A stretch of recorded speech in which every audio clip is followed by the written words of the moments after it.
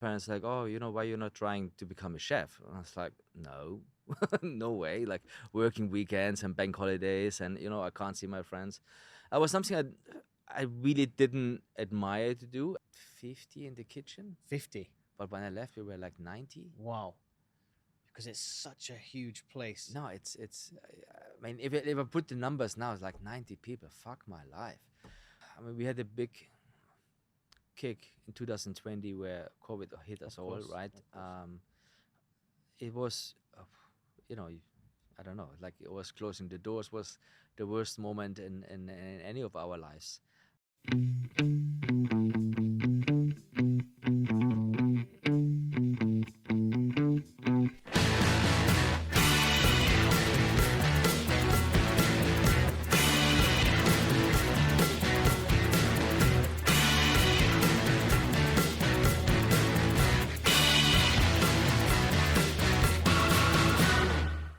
Welcome back to the Chef JKP Podcast. And on the show today, I'm extremely excited to have the executive chef and co-owner of BB Social Dining, Chef Alex Stumpf. Alex, welcome to the show.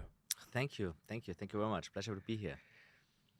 Right away, first question. Tell me your first or favorite ever childhood food memory. Wow. Probably it's going back quite a long time, like probably really like quite a long time. But yeah, like I come from a family where we do living on a village, right? So my parents come from there, and so we always had a garden. Then my grandparents had a garden. We had a garden in our house, and there was obviously a lot of growing vegetables, fruits, whatsoever. So probably the thing that I always go back to is my grandma's strawberry cheesecake. That's something I'd never eaten anywhere else like this again. Strawberries from their own garden. I mean, you pick them 3 days later, they're mash, right? Amazing. So you have to use them straight away. And, one of my birthday must-have cake, only strawberry cake. Cheesecake? Yeah. And what was so special about it, would you say? Look, I mean, if you go down nowadays, strawberries doesn't taste anymore as they used to. Like, okay, unless I go back to the garden, but it's not anymore the same. Maybe it's just a childhood memory which stuck in my head, but like the texture, the flavor, it's just unique, Now strawberries are just, artificially made in one way or the other. So you can't really compare one to the other. So yeah, and then, it's just like my parents or my grandparents, they always bake and cook. So I never experienced, let's say, bad food or not really a proper meal on the table, whether it's lunch or dinner. So yeah, cooking was always in the house from startup where you grow your vegetables and then you harvest them, and like each season you have to do something with the garden, whether it's in the spring or in summer. Of course, you harvest in the autumn. You have to remove everything, and then you have to fertilize the soil again, and you leave it, and in the spring you start again planting, so it was like every day, like going to my grandparents, like, okay, we have to do something in the garden. It's like, as a kid, right? It's like, oh, really? It's like, can we just watch TV or like, play somewhere? But yeah, it was always in the culture. But looking back, that must have been, looking back, that was quite an amazing experience, because not all children or kids nowadays, or even adults, have that experience. I know. To be able to seasonally grow things, to be able to cook whatever you like, or plan ahead, so to speak. Yeah. Especially as a chef, that must have been quite good. Nowadays, yes. I mean, as a kid, I was just like, whatsoever. But if I look back and even look at my children now, the exposure of, where things come from. Like, it's not just we had garden animals like pigs, chickens, ducks, rabbits. And everything slaughtered at home as well. It's like we would go, it was after the summer, we'd go up at 5 o'clock in the morning, the butcher would come in, and then the pig would come out, and, you get in the head, and then it get pulled up on a board upside down, and then they're cutting the throat. So how old were you when you sort of saw all of this? Probably like, I don't know, 9, 10. And it was sort of every year or every season that you do different things? twice a year for sure. Uh-huh. I can't recall exactly how many times, but at least once or twice for sure. That was So then, a thing. when you were growing up, and then you were exposed to all these sorts of things, Mm. what was the major catalyst? Would you say that sort of pushed you towards the kitchen? Well, look, my parents again, both of them coming from the industry. So my dad used to be a chef, my mom used to be a waitress, chef. Both were in the kitchen when they met, and then they said, "Well, you know what? If we want to stay together, want us to move out."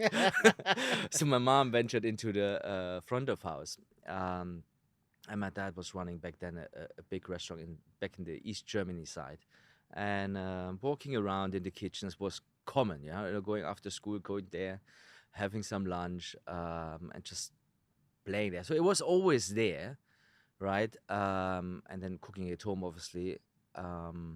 But at some point, when it came down to like, okay, what you gonna do now? School is soon finished. You got to start your apprenticeship somewhere.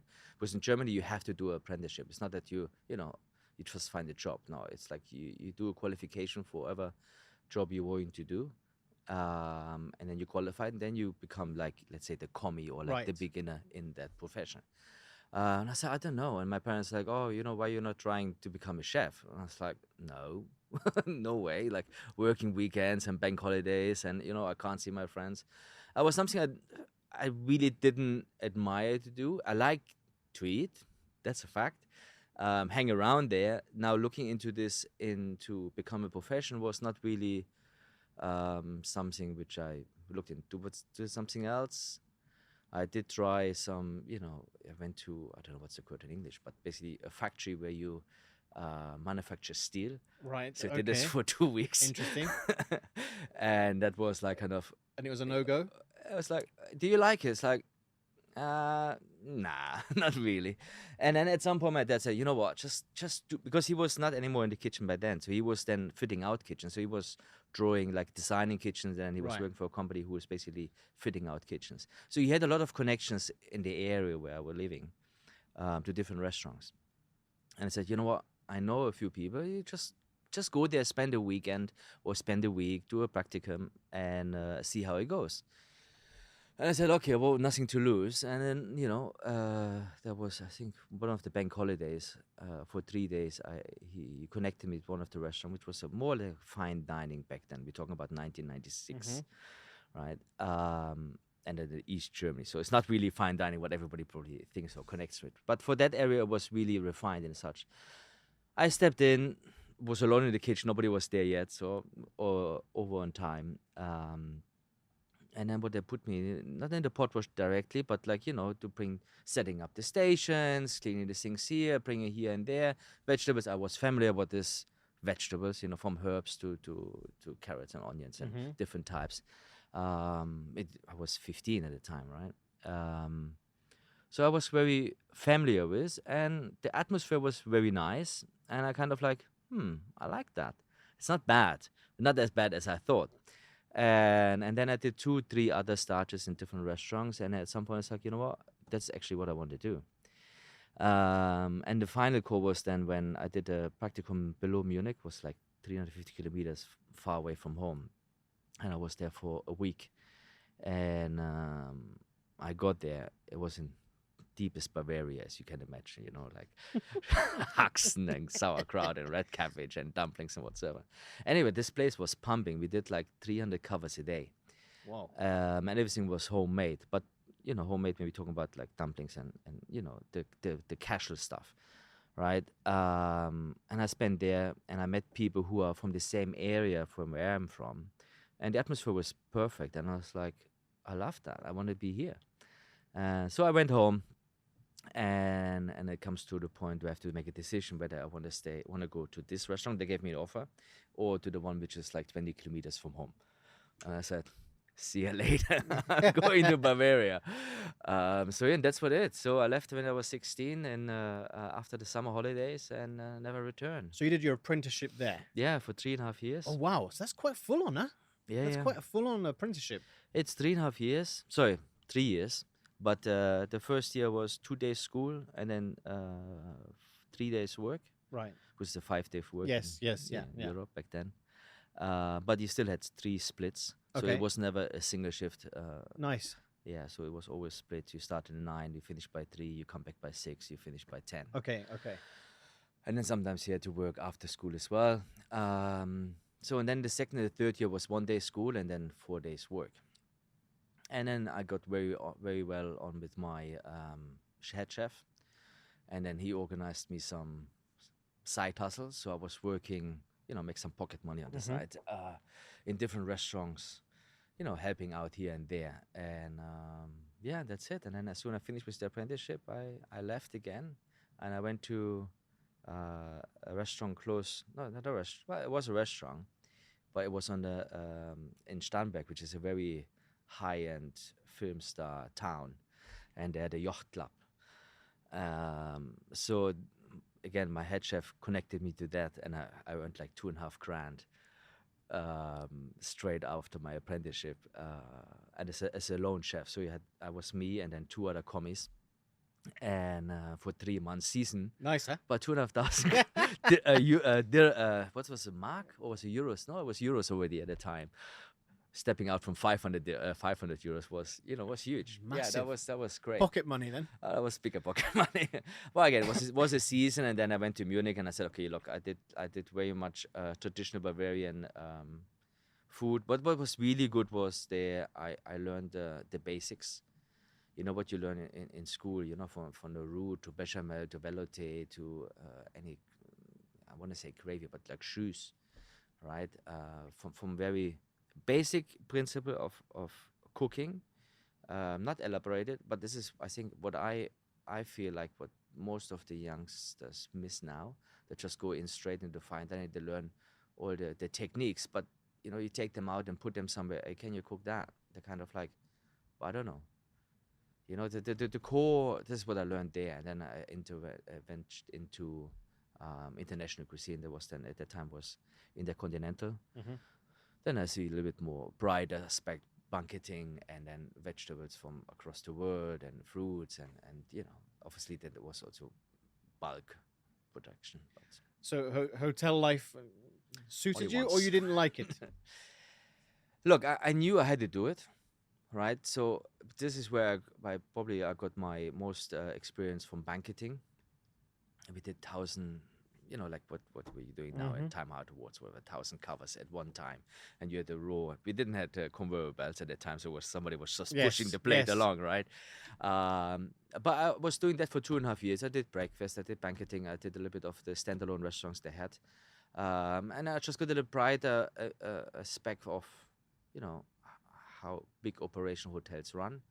Was not something I necessarily wanted to do.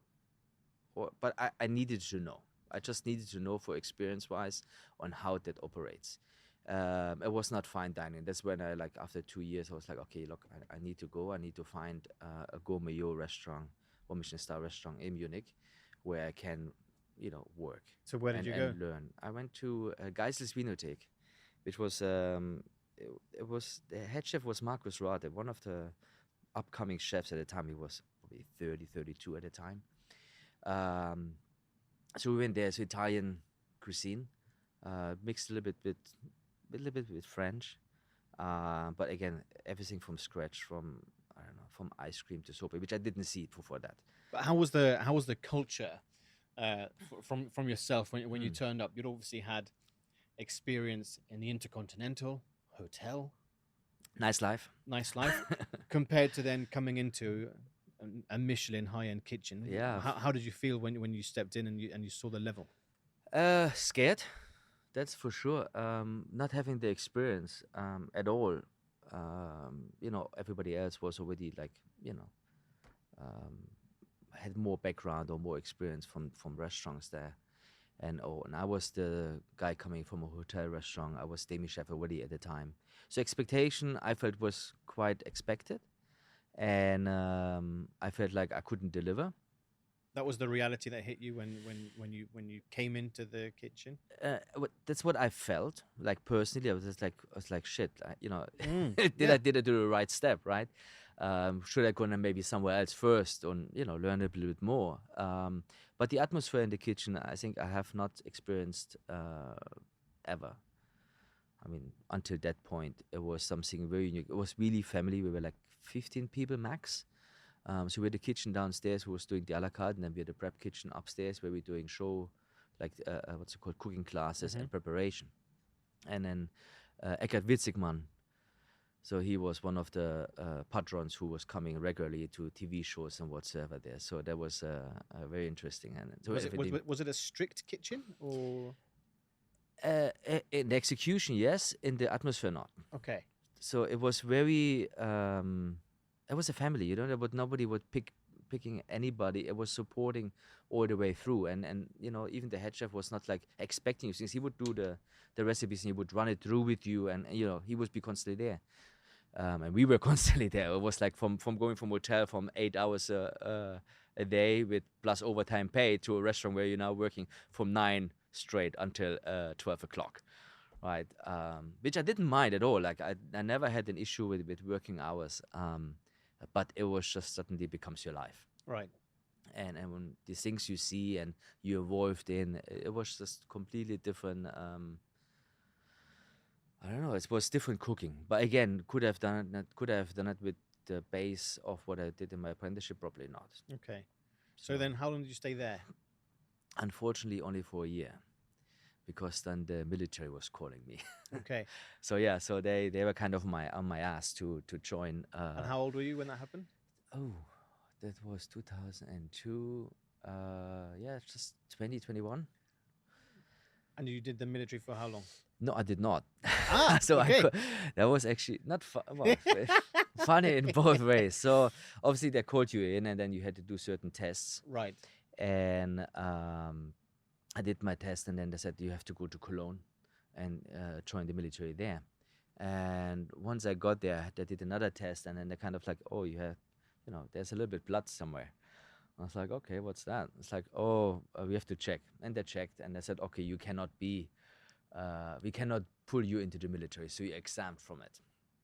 Wow. So okay. that was a lucky one. So I kind of not escaped, but like yeah. In a way, I didn't want to go because it's just, you know, a year out, at least 9 months. It's a lot. It's a lot, yeah. And but then now I was in Cologne, and you know, I was like, what am I gonna do now? And that was summertime, so it was a very quiet town. So I had to find a new job, and I sent a lot of applications out. Obviously, the great thing was, again, to, you know, gourmet or Michelin star restaurants. But because it was quiet, nobody was really hiring.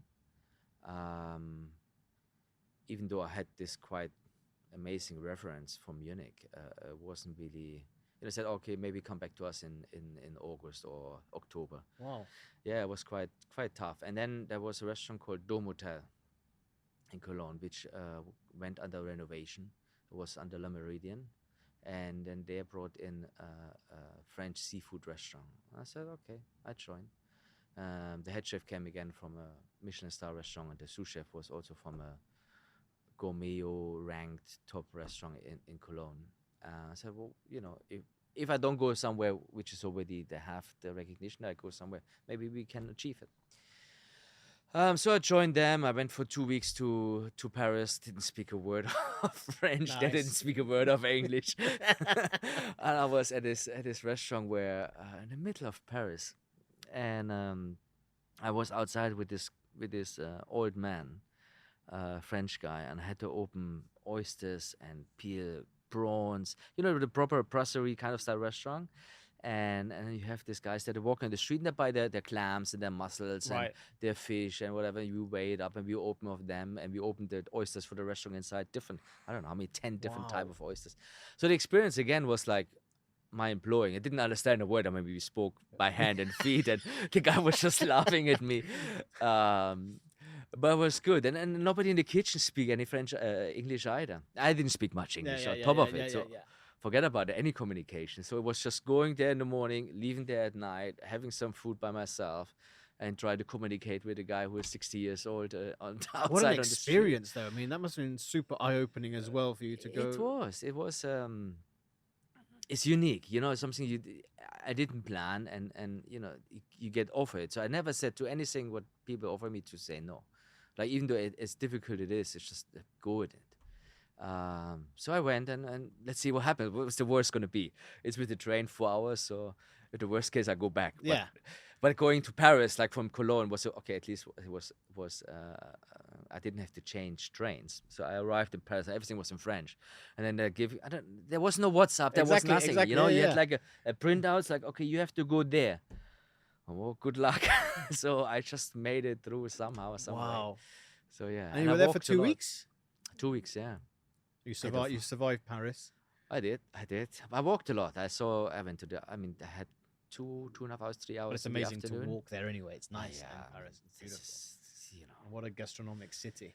it's the first I go was like, okay, is there McDonald's somewhere? I just pointed things what I want to eat. But yeah, it was great. I mean, and then like the seafood they had there is just. I mean, okay, we get the same in Germany, whatever, but it's from there. It's fresh. It's on the street. You open up and you eat the oysters. Even though you get wherever things from Japan or whatever, you eat them here. It's not the same thing if you eat the same thing Absolutely. back in Japan or in Paris or I don't know where in Mexico. It's unique. The environment plays a big role. So then after Paris, you went back to Germany and you Yeah, I started in did. Cologne? Or? I was working 2.5 years. Okay. 2.5 years there in the restaurant. And so what did you achieve in that place? Unfortunately, well, we got recognized. We never made it to the Gourmillon. It was a little bit of a franchise from that French chef. The concept of it, and they came over and they were training us on again how to cook the small little black clams and the big ones and mussels over 6 hours and what's so not, and different menu. But again, I learned a lot of obviously their way of how to cook seafood, how to handle it. Then I was pulled into the management as well. So I then stepped up from CDP to Junior Sous. So running then, because it was still a hotel. So we still had rooms, so we still had, what's it called, breakfast and whatsoever. So it was a lot of managing, but it was a much more smaller boutique hotel. It's not like in the Conte with 1,000 beds. Okay. So that they had, I don't know, 30 or 40 beds. So it was not that big, but still you had to offer that kind of But at the same service. time, you had the background at least to understand Yeah. the hotel operations. Yes, Which is key. That's the thing, They will say like in the steps I believe I've taken where I am today is like, you venture out to make sure you capture a lot of different aspects of a kitchen operation to actually then develop or be able to where I am today to do different things and not be like, oh, I never done that before. Yes, like, exactly. How do you do it? So then how did the relationship then with yourself and Rainer Becker come about? So Australia was always on the map. Unfortunately, my dad fell sick when I was in Cologne, and I said, you know what, that was the time of German wings and Ryanair coming up. I said, you know what, maybe go to England first, learn the language before I go 15 or 16 hours flight somewhere else. And, if something happens with my dad, I'll not be able to come back so quickly. So I went to England, to Watford. I worked in the Grove, which was a World Championship golf resort, leading hotels of the world, blah, blah, blah, blah, blah. And I started into a buffet restaurant. So while I was a buffet, but we were cooking basically dishes a la minute. So we did 5-6 portions on the display, and then we replenished them constantly. And it was not just a buffet, like they wanted to have more of a. It was a buffet, but they wanted to have this kind of a la carte or like refined dishes still on the menu. So with live stations as well? Just open kitchen completely. Okay. Yeah. Live state, like it's an open kitchen, and then you have live station where you just constantly feed the display. Right. A wok station that did some sushi, and then you had, a garde manger, and then you have the entremetier and the saucier, and the usual stuff. But it's customer facing. So you do on Sundays you do your roast, and during the week we're writing our own menu. So the freedom was given completely to us on what to do, which was very good. And then I learned my English, and then one of our Austrian mate I had, he said, "Let's go to Zuma." I was like, "Where?" To Zuma restaurant in a Chinese restaurant in London.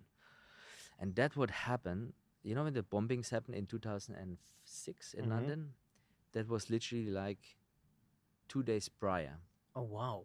We went to the restaurant. And no, sorry, I got there in April. No, wrong. We got there in April. The bombs happened over the summer.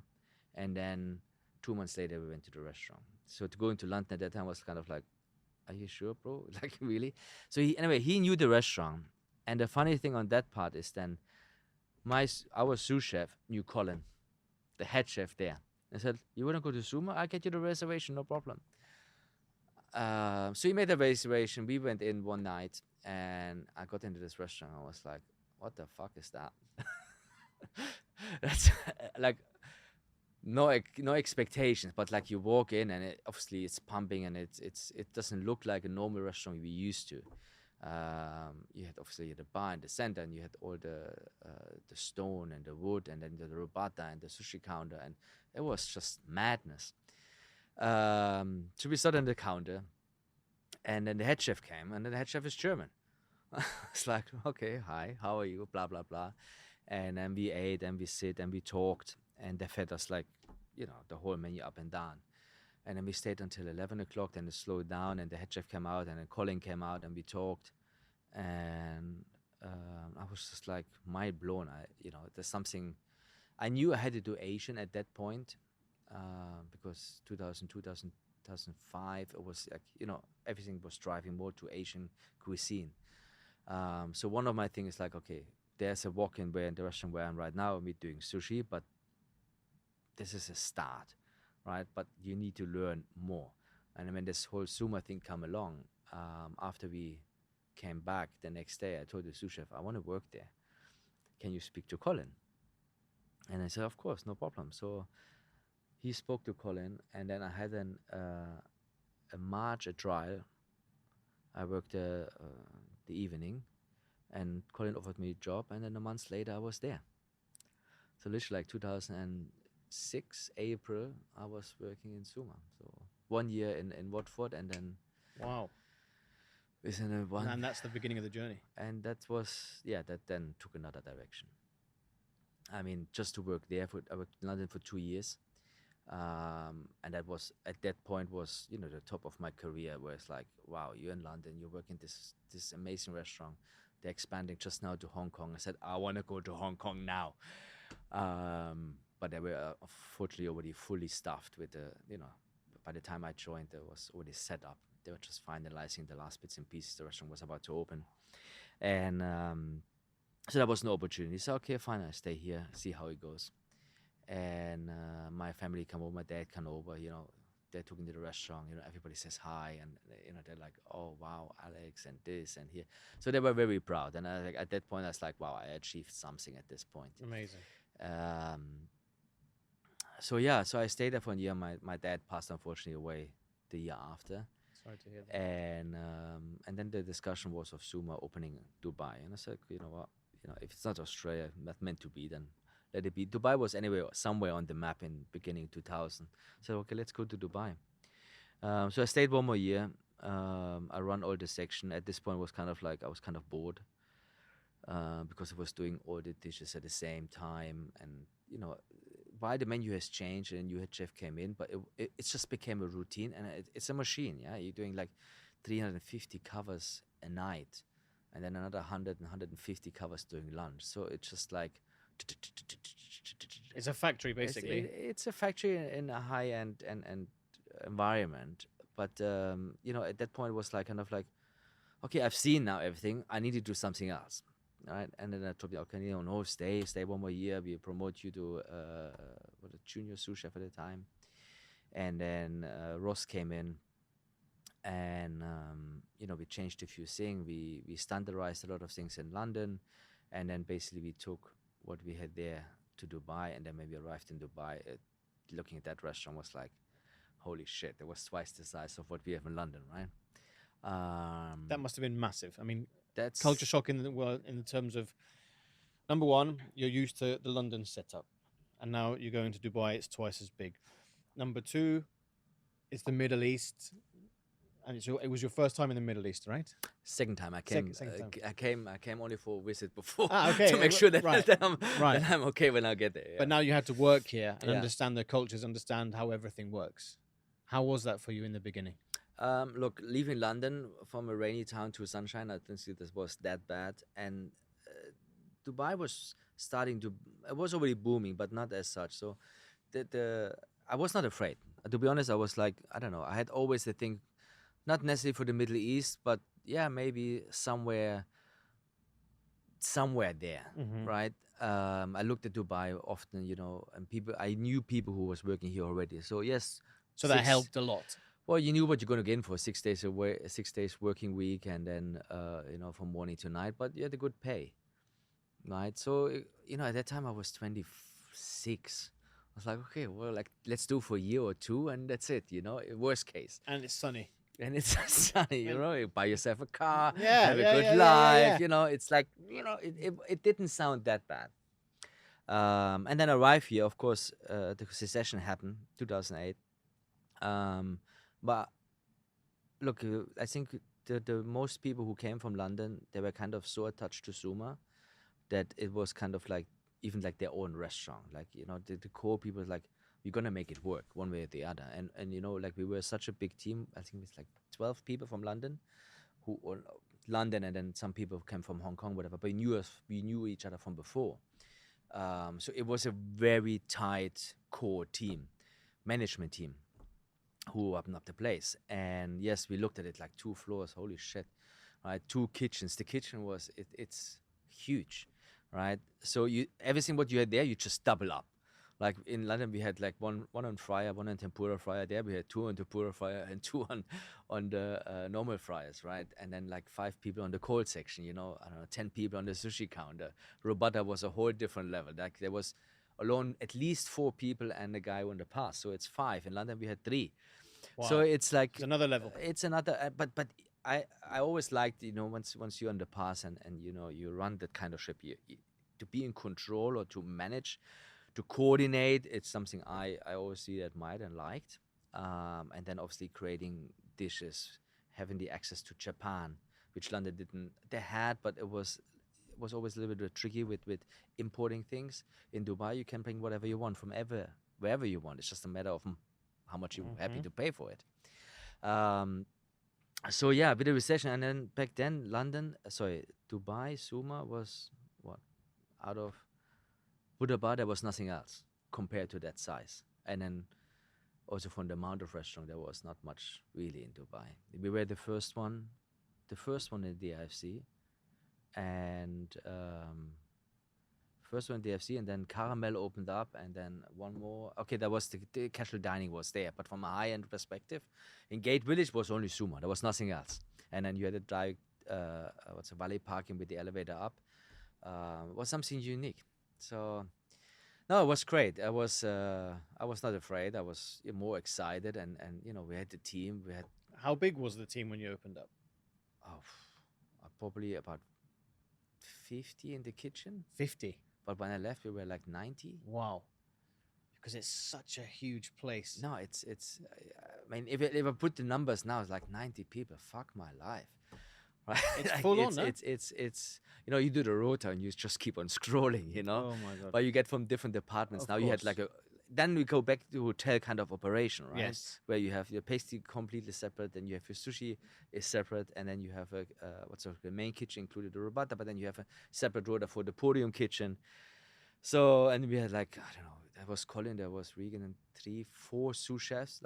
One head chef, one head executive chef, one executive sous chef, and then me as a sous chef, and then we had 2 more junior sous chefs, 3 junior sous chefs, Monstrous. and then a sushi head chef, sushi sous chef, pastry chef. And that operation is 7 days a week. 7 days, lunch and dinner. Yeah. Yeah, so that's, and then what And what were the type of covers or numbers you were doing once you were really pumping? Yeah, 350 covers at nighttime. That was And a lunch? common. Lunch at the time, 100, 120, 150. Thursdays, obviously, more, up to 180. Wow. We got So it's smashed. Yeah, literally. Like lunch was, because you had a lunch menu, so then, this amount of people that wanted to have it at the same time, and then we don't offer, the service is different, right? So where we, a la carte, we're just sending dishes out whenever they're ready, right? Or broken down course 1, course 2, but in different section. Now you have to bring a whole table individually dishes at the same time. So that's coordination was a little, Okay. I want to say bitch, But but yeah. but if you think about what Zuma has done for the industry within the Middle East, Mm. it's a household name. Not only that, what Zuma has achieved with being in the top 50 best in Yeah. all those years ago for Dubai was really huge. So Yeah. to be part of that must have been quite fantastic. No, that, I mean, just to have the freedom alone to buy things and to reject things. I mean, we came here, we received salmon from the supplier, and he said, "Oh, it's sushi quality." And we look at it like, "What is this?" Like, it's not even close.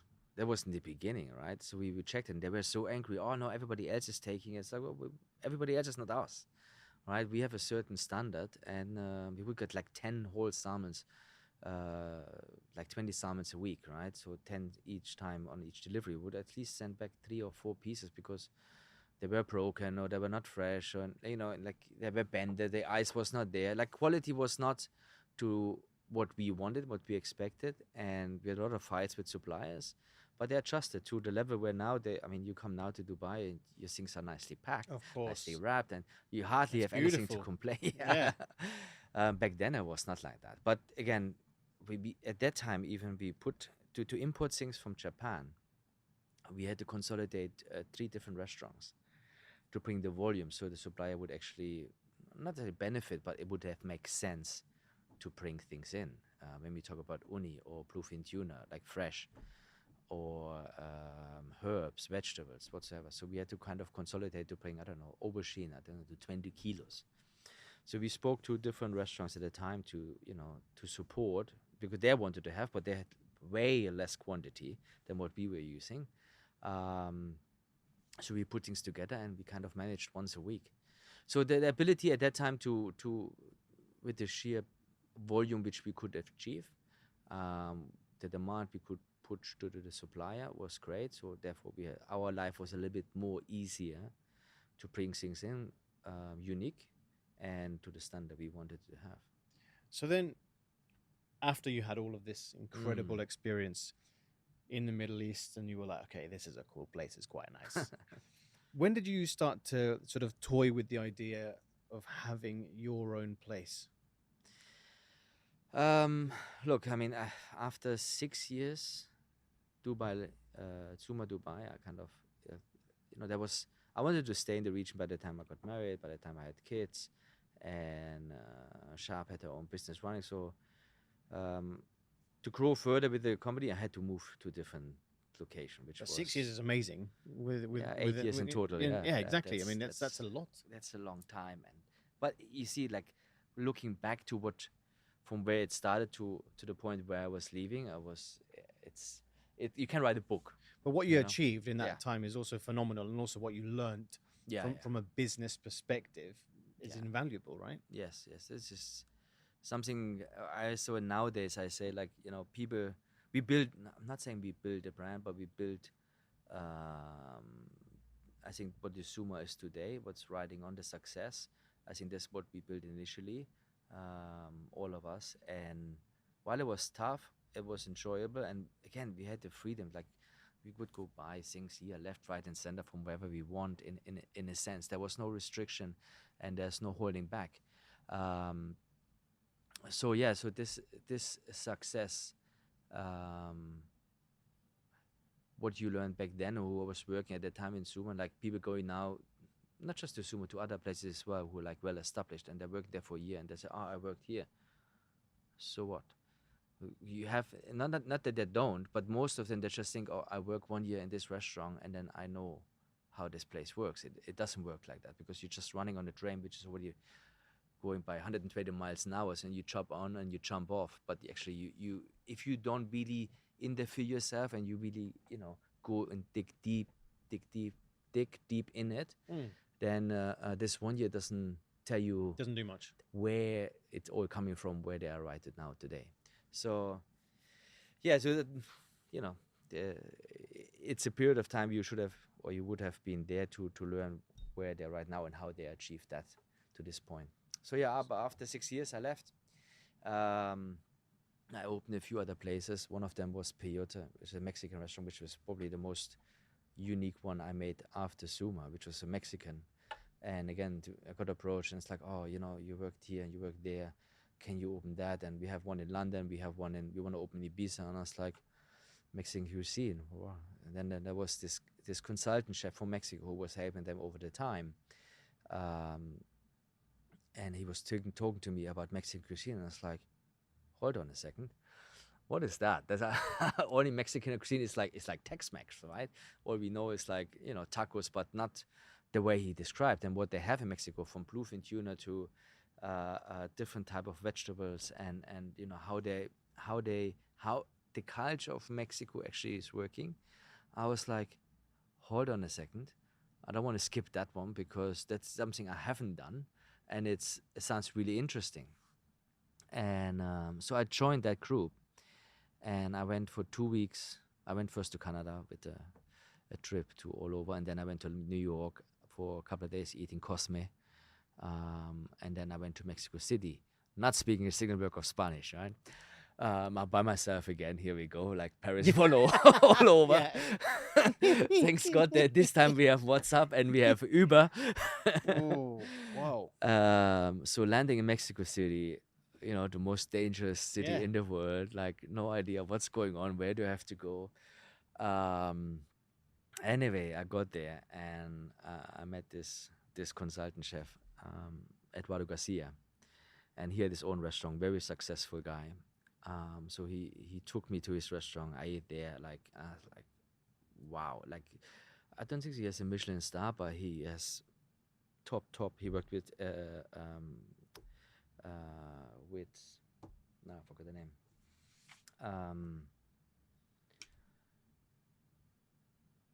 It'll come to you. Yeah. Anyway, so he was working there. So I went there for lunch. He gave me, freshly baked bread from his kitchen. And his kitchen is tiny. I'm talking about, I don't know, probably 2 times the size of your podcast studio here. And he has, and it was it's a converted house basically. And the restaurant downstairs is the living room, and then the other living room and the entrance. And he has a little bit of the pedestrian outside with a few chairs. So probably maybe 40 seats, and then upstairs another living room which he put out like kind of a bar and a lounge where there's probably another, I don't know, 20 people can sit there, and he brings out this French Mexican twist, and I was like, what? So yeah, that was a whole different level. And then I stayed in the hotel, and then I went to Quintonil for 1 week. And beautiful place and restaurant as well.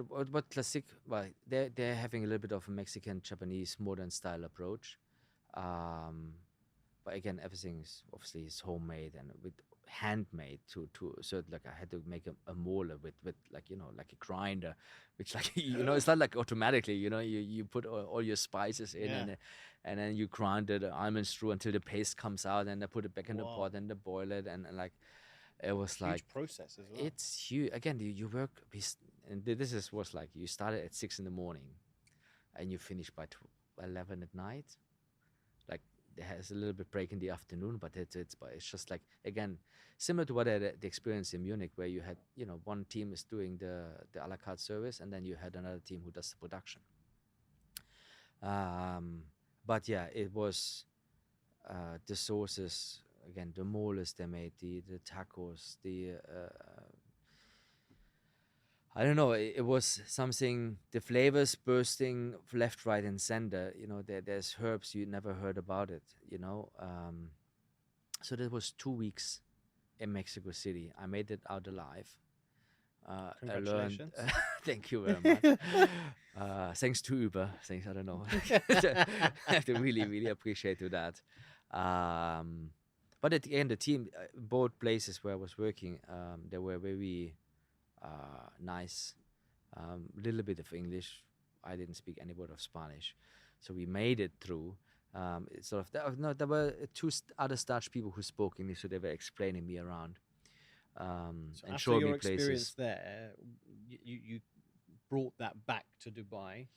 So with the experience of what I have seen and done in Dubai, taking that that knowledge and build basically a menu around that flavors into a Dubai cuisine on a plate, put it this way. That was the idea. And then we open up in April, and then we open up in June or July in Ibiza. And there were two other places in London. One was Peyote and one is Peyotito. Redo the sauces, redo the way of making the tortillas, tostadas, coming up with different ideas on they have this big tostada that I can't even remember, it's too long ago now what they call it. And then on top of you can play different things, like whether it's tuna or crab or whatsoever. So anyway, so I with the experience from Dubai and to what Dubai people expecting on to see on their tables, I kind of created a menu around that, and then brought it to Ibiza, brought it to London, and then a year later, unfortunately, the place shut. But I don't know. So it's a little bit of a jinx. During that time, when at least you managed to get phenomenal experiences in Central America and Mexico, which is something invaluable.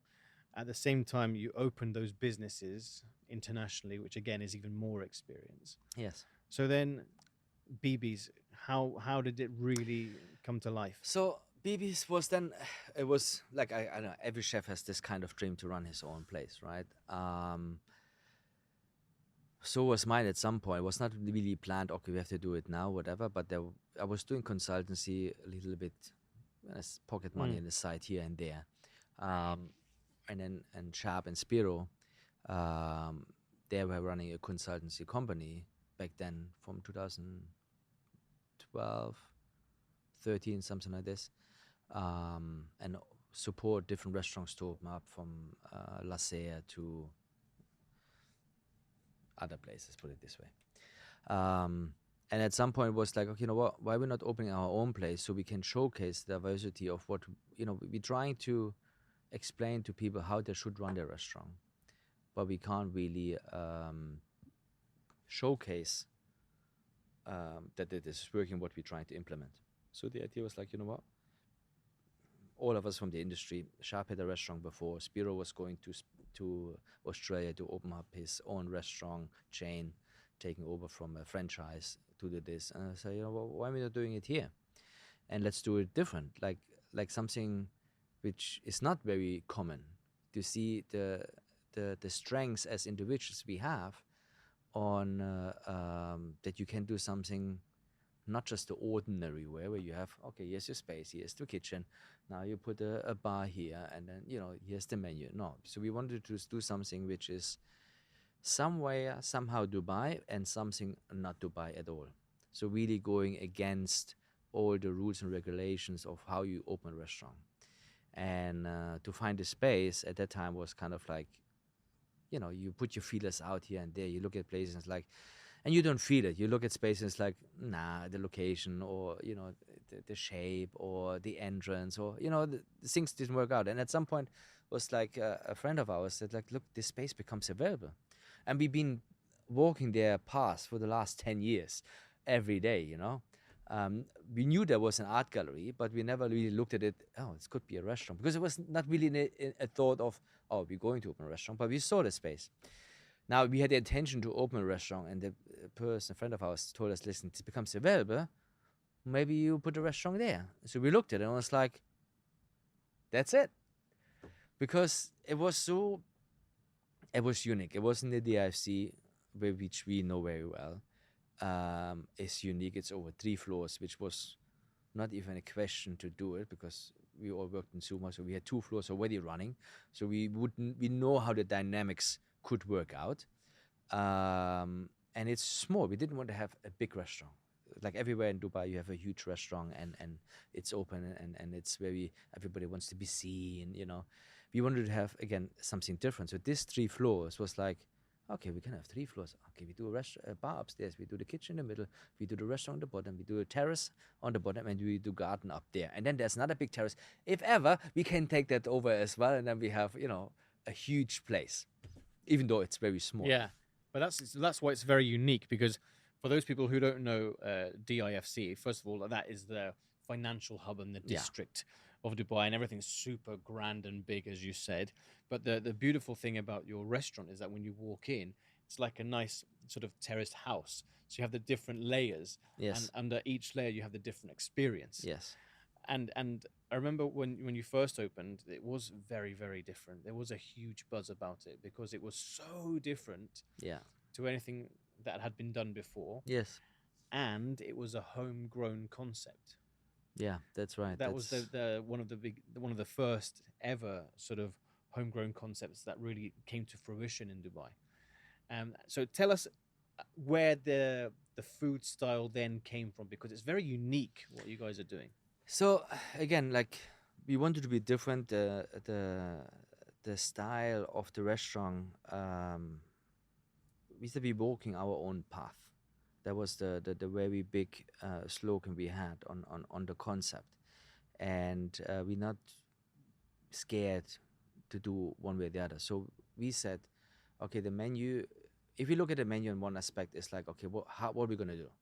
Like I have this bright experience from different cuisines and cultures, and Dubai is this kind of the same pot, right? People travel from different world, they worked in different places, and then somehow they're ending up in Dubai and they live here. So we said, okay, you know what? It has to be some kind of Asian. I always had this thing for baos back then. It was very big, and so let's do something with baos, and then how we can match it. And then we said, you know what, let's do a modern cuisine of not Dubai, but like what's called Eastern. So Eastern cuisine, nobody understands, nobody gets it, because Eastern is what? It's like Asian, but Asian is, when we think about Asian, it's like anything from China down to Japan and Vietnam and whatsoever. But Eastern, it starts really like, let's say, from the Middle East all the way to Far East, and then what we call it Asian. So now when we look, for example, we have dishes on like the kale dabul or the super green hummus. I think it's a very easy example. It's like, how can you take a Middle Eastern product where you can, the recipe came along like, I don't know, 4,000 or 5,000 years ago. At that time they had only tahini and sesame oil probably and whatever. They could make that. Now we're living in 2020, at that time 2017. Now we have so many vegetables and ingredients in general available.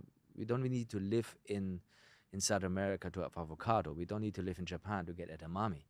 It's just available. So why we're not doing that then the modern way of a hummus, where you have, okay, it's bright, everybody looks like vibrant food and healthy food. So we do edamame, we do spinach, we do avocado, we do mint, we still do tahini, we still do chickpeas and sesame and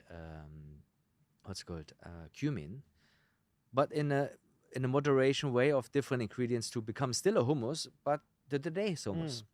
The same goes when you look at kale dabul. Kale dabul based on parsley. Okay, parsley is not really something everybody would like to eat today, right? Everybody's like, oh, green, I want some kale. Well, let's make it out of kale. But the principle is it's more the same. You have your red onions, you have the cherry tomatoes, you have your, we put feta cheese. But you still have your parsley and mint, and we do a green oil which is based out of basil and mint. We do a very normal vinaigrette, but a little bit more emulsified, so it's more creamier. And then you still have a tabbouleh, but again, it's a today's tabbouleh with the ingredients what people like to eat today, or what they like to see or are familiar with. So the menu, yes, is then based around, let's say, different techniques from the Far East to the Asian, and then different ingredients. So it's people say Pan-Asian. Don't like the word Pan-Asian, because I think this is back from the 90s, where it's more confusion of like, let's make Japanese with Italian. But now we have these ingredients available, and we just using the technique maybe from India, but we're mixing it with Japanese ingredients. So no, the menu is beautiful, and the food is phenomenal, really.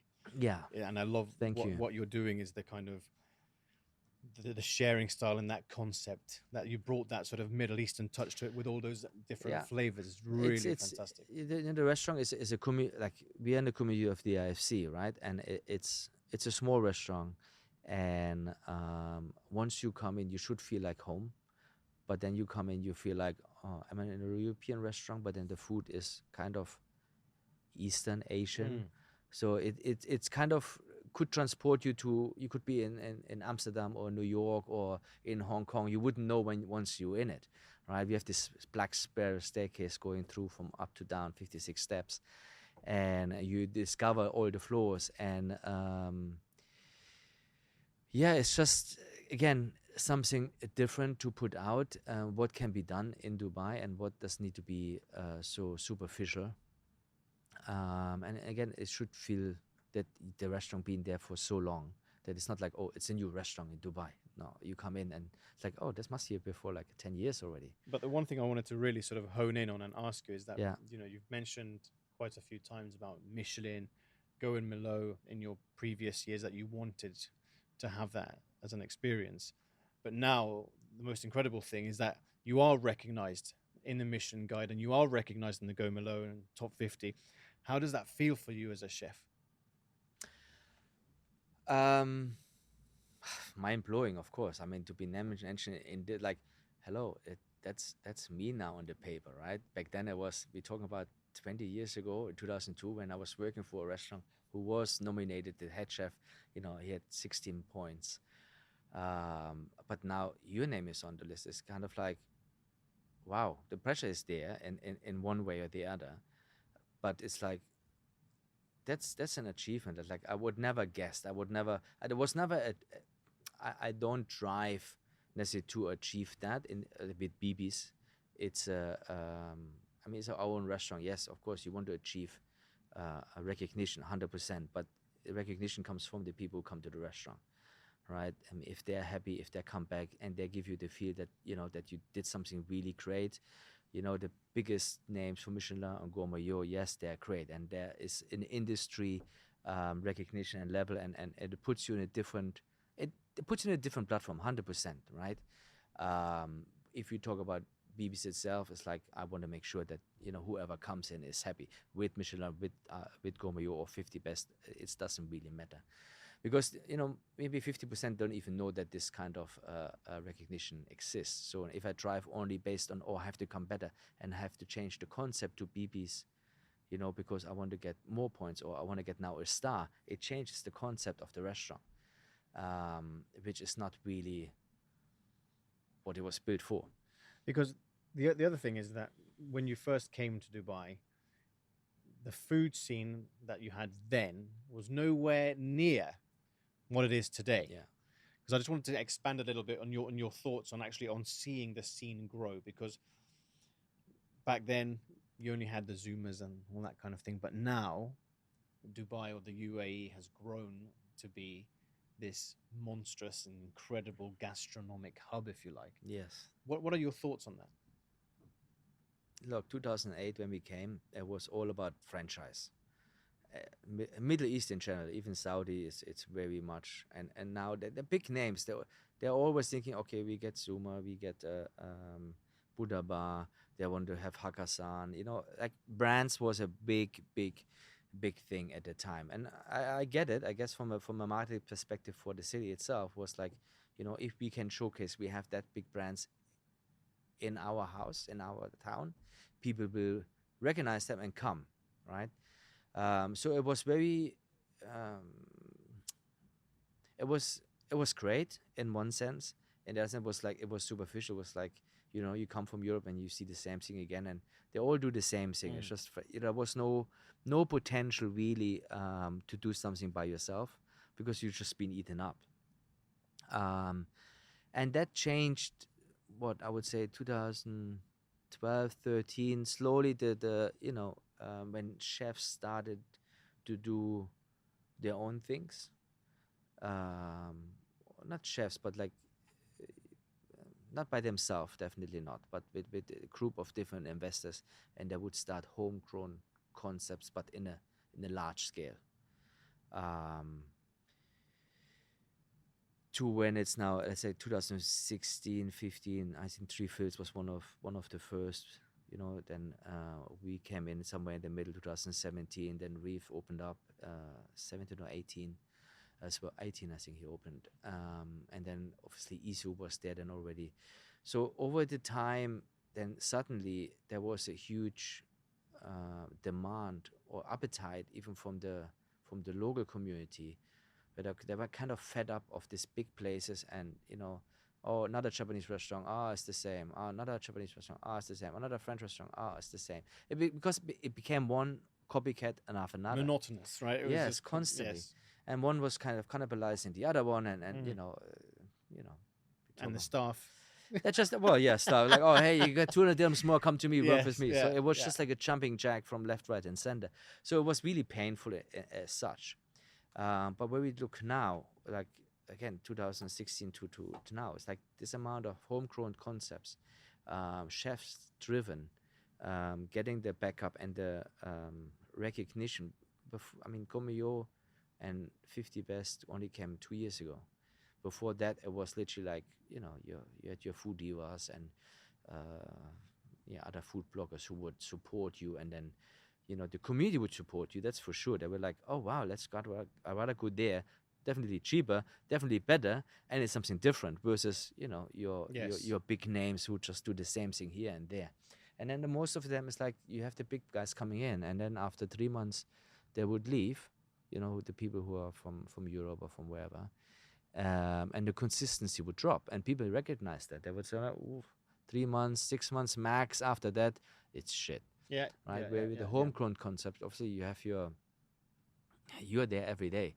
So your consistency, again, to go against all the big guys was important. And anyway, who doesn't want to be in his own restaurant, all day long, in a sense, to make sure that you meet your customers, that you greet them, that they have a consistent experience all the way. So yeah, that changed in 2016, 2017, which is great to see. I mean, we made it, which is, I would have never dreamed of in 2008 that I ever open up in Dubai, which is such a huge, I mean, compared to New York, it's equivalent, if not already above. Absolutely. And if I have people looking from Germany now, looking at me, I have my own restaurant in that city, they're kind of like, wow, that's massive. But the other thing I wanted to sort of touch upon is, because the UAE has such a phenomenal growth when it comes to gastronomy, dining experiences. The nice thing is now you not just have the one, you have another one in Abu Dhabi. Yeah. You're in Time Out Market. Yeah, that's correct. You have another beautiful little brand. So how much expansion do you see yourself going? Do you see yourself going fully international with your brands? Not at this point. I think, I mean, we had a big kick in 2020 where COVID hit us all, right? It was, I don't know, like it was closing the doors was the worst moment in any of our lives. And then I remember it was just the two of us in the kitchen, Spiro and myself, and we would do deliveries. And luckily we set up already Deliveroo beginning of the year, just because they were like on our ass, like, don't want to become on the platform? It's like, no, we don't do delivery. Anyway, we did it. Luckily we you did. Right. So we had already like a 2 weeks at least head game of, when Dubai said shut restaurants. But it was dead. Like, But even though you had the as well. delivery, like, I remember coming to work, nobody going home, the blue lights, the streets are empty. So it was shocking, scary, like not knowing what's going on. The good thing and the bad time was that it was everybody in the same boat. Yes. So there was even the biggest. I mean, Dubai Mall was lights off. I was like, that's insane. So you compete now, same level. Doesn't matter who was up, who was down, who's more expensive. Doesn't really matter. It was in the same level, which was, I see it as a good thing in a bad time. What they gave to us, because I don't know, for some reason, the brand, how it's been speaking online, and we were very active. And since we are also self-owned, we can make decision with the snip of a finger. So we say, okay, we do this now. No need to wait, call London or call New York. Bureaucracy This, can we do this? No, now, because I don't lie for that, right? So we were very fast to turning things around, and we did activations, we did socials, whatever. So it put us out quite a lot. And with that rhythm, it gives us a lot of opportunities, even after COVID. This is where we now had the expansion to Abu Dhabi. We created a brand which called the Little Creek Shop, which we had at that time put in Expo, which was super successful as a kiosk. And then we grew into a brand which is called now Philotomos in Dawassel Road, Dawassel Mall. And then in the same time, we created way 2015, we had the idea to do a soup brand, which is now Soul Soups. So all these little things came all through COVID, now to a different level. Like we do now soups, 3,000 units, 3,000 liter a week. Wow. Just soup. Just soups, soups and broths across the supermarkets. Yeah. Waitrose, Kips and Spinneys. Philotomos, we have in Dawassel, we have a kiosk in Yas Mall as well. So yeah, the expansion happened quite quickly, and it took a little bit as a focus out of the business, which we realize now, like, oh, hold on a second, yes, why we can run 1,000 miles to find the right people to run your existing brands, it's harder than it seemed. So we now kind of put a break on and reconsolidating what is really working, what is not. Well, expansion is great, but unless you have a couple of million sitting in your bag and really aggressively want to expand the brand or the whole umbrella, it's not really worth it. Yeah. Because you can't focus on so many things at the same time. So we said we have Abu Dhabi, we have Dubai, we have Tamat Market and our little outlets. Soul Soups is really a brand which we really want to push. It's very different to the restaurant business, but so more business beneficial in a sense, because it's much less labor intense than a restaurant. And to have some kind of a brand sitting who's polstering you from the back in good and in bad times, yes. it's not a bad thing to have. Exactly. So yeah, no, at this stage not. We before COVID, unfortunately, we wanted to do Greece, and then COVID hit and it just fall into the waters. But I think with Abu Dhabi we're good right now. Yeah. Yeah. It looks like a fantastic restaurant. I know it's doing very well. It's in a beautiful location. Oh, you should have seen the fireworks now over National Day. National Day, yeah. Union Day. Union Day. Exactly. So now, we've got on to the quick fire questions. All right. Sure, let me have some water first. I hope you're ready. The first one. Mm-hmm. Can you tell me the meal that changed your life? The meal that changed my life. Or that had the biggest impact on you as a chef.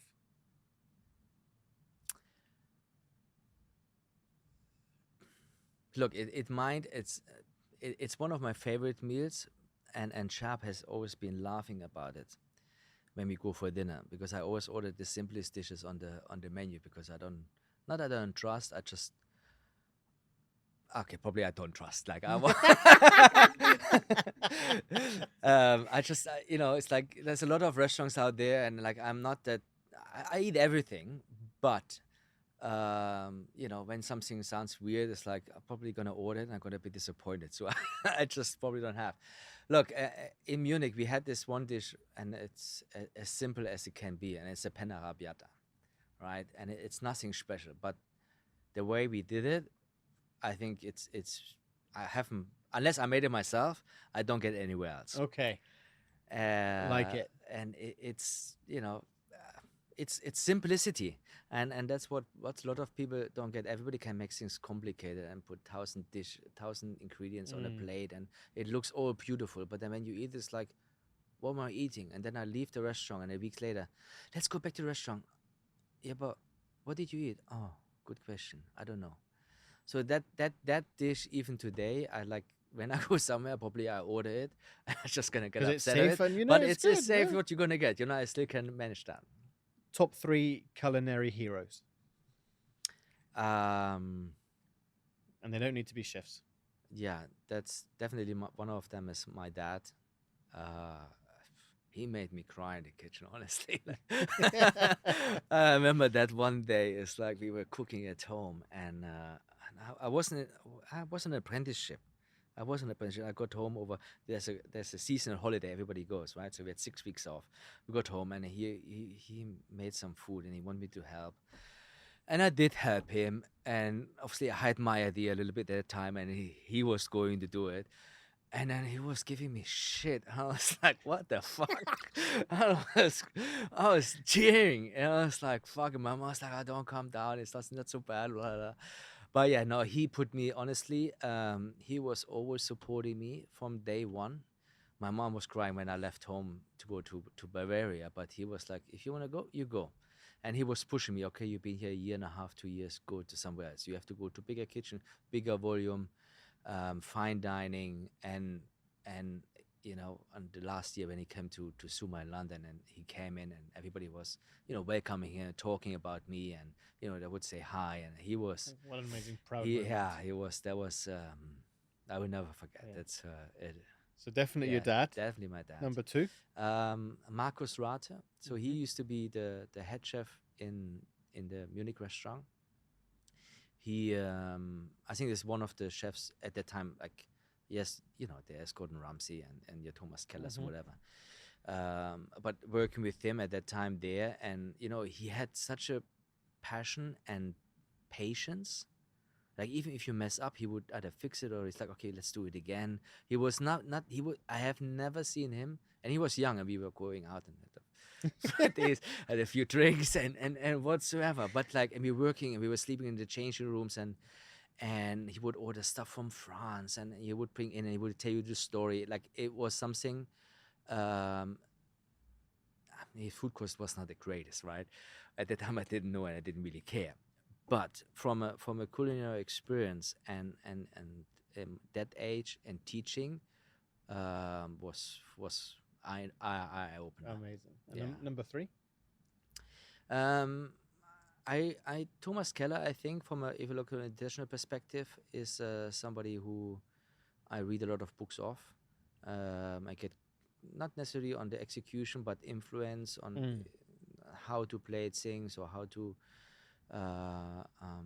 you know, make different dishes or sauces or combinations. I think there's a lot of things on the brasserie style which I take away for BBs. So yeah, I haven't met him, unfortunately, but he'll come to Dubai, I'm sure. I know. So now, I think long and hard. You can name names or leave them out.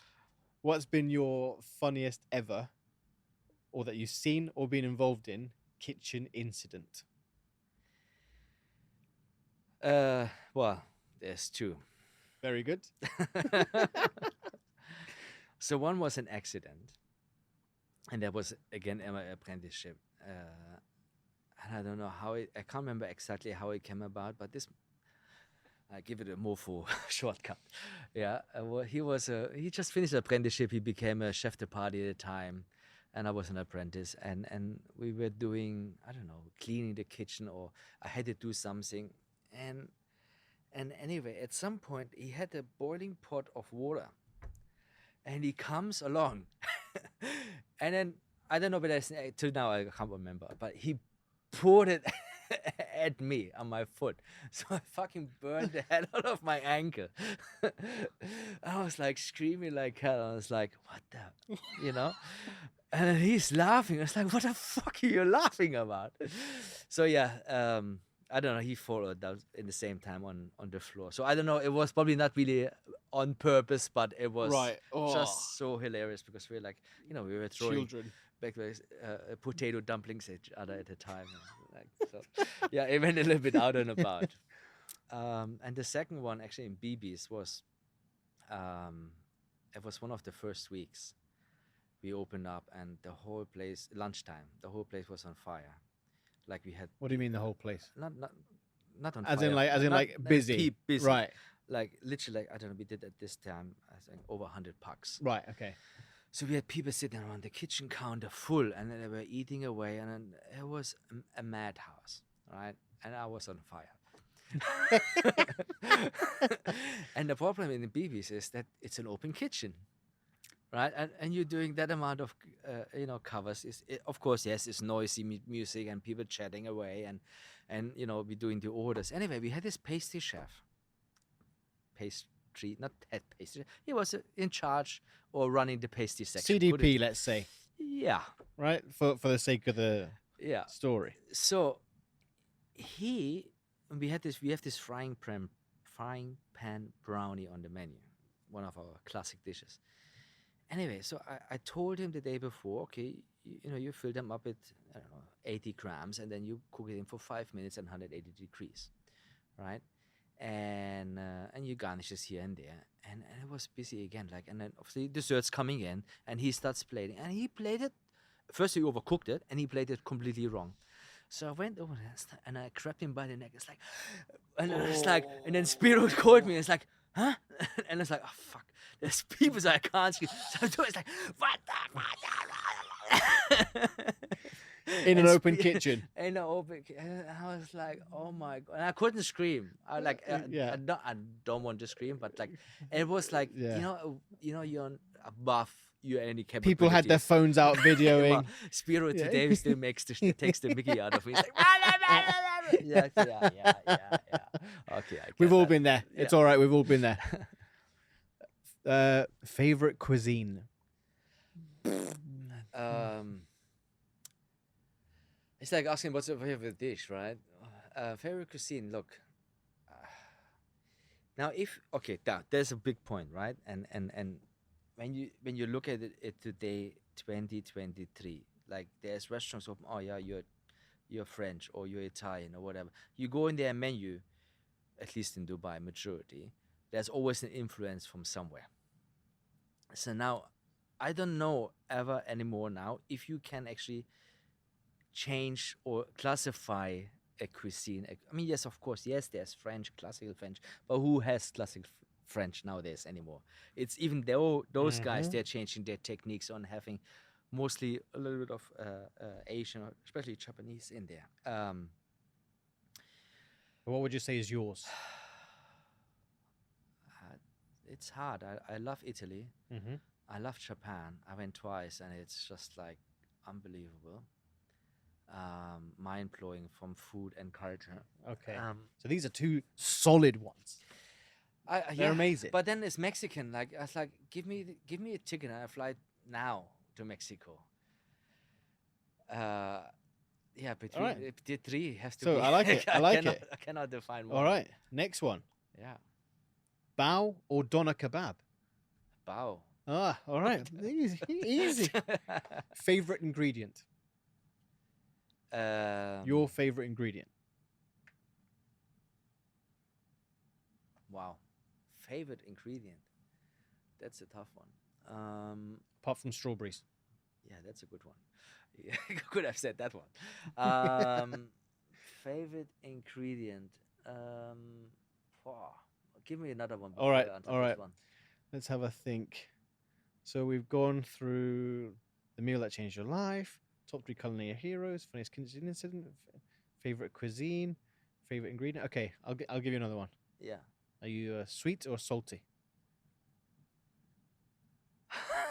A combination of both. You know why? Because one doesn't go without the other. Sweet and sour, yin and yang. Yin and yang.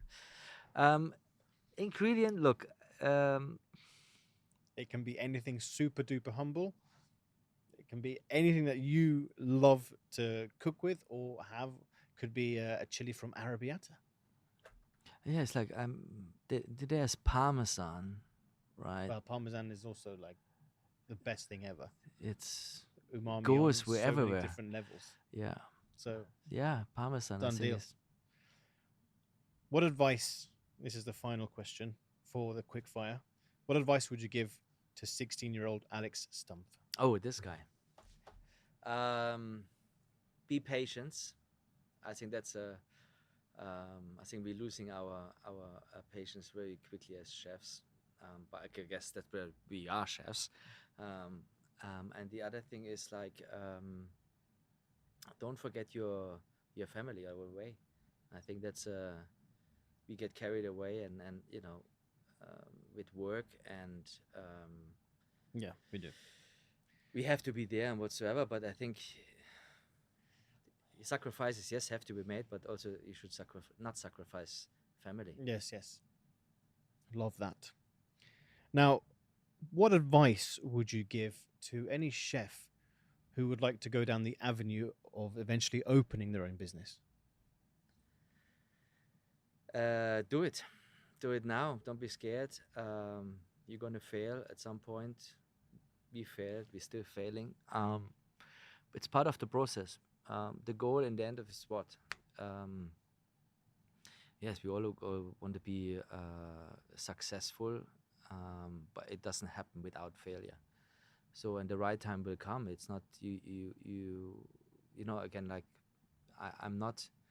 If I look at it for myself, I don't go out like, oh, I have to do this now, or I want to do this now. I don't force things. Things come when they will to you, and but when they come, don't be scared to say yes. So whenever you have the opportunity to jump. Love it. Now, Alex, we've gone through a lot in this time, Yeah. from memories to food growing up, influences, your first few kitchen years, then, those incredible years with Zuma, learning so much, the different openings, your travel to Canada, to Mexico, bringing back all those beautiful influences. Miami was great. Miami as well. But look, if people want to get hold of you, they want to talk to you, what's the best way for them to do that? Just drop me a DM on Instagram. I guess that's the easiest way. I have WhatsApp, but it's I'll put the Instagram handle. I'll put the socials. Yeah. I'll put the socials in the show notes. Well, look, Alex, it's been phenomenal to have you on the show. I really have learned a huge deal, and I'm sure the listeners have learned a massive deal. I really just want to say, on behalf of the Chef JKP podcast, thank you so much for taking the time out of your busy schedule to be here and tell us all of these incredible stories and the amazing advice. Honestly, thank you so much. You're very welcome. It was really great talking about it.